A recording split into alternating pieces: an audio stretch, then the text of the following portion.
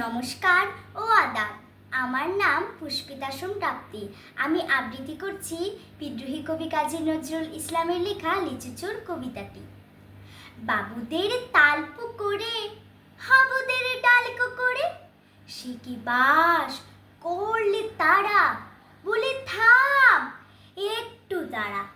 পুকুরের ওই কাছে না লিচুড়ের গাছ আছে না, হুতা না আসতে গিয়ে ইয়া বড় কাস্তে দিয়ে গাছে গো যেই চড়েছি, ছোট এক ডাল ধরেছি, ও বাবা মরাত করে পড়েছি সরাত জুড়ে। পড়বি পর মালির ঘাড়ে, সে ছিল কাছের আড়ি। বেটা ভাই বড় নোচ্ছার, ধুমাধুম গোটা দুচ্ছার, দিলে খুব কিল ও ঘুষি, একদম জোরসে টুসি। আমিও বাগিয়ে থাপড়, দেহাওয়া চাপিয়ে কাপড়।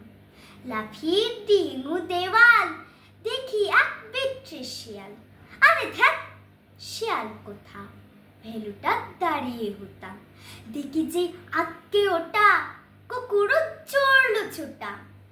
আমি কয়ে কম্বো কাবার, কুকুরে করবে সাবার।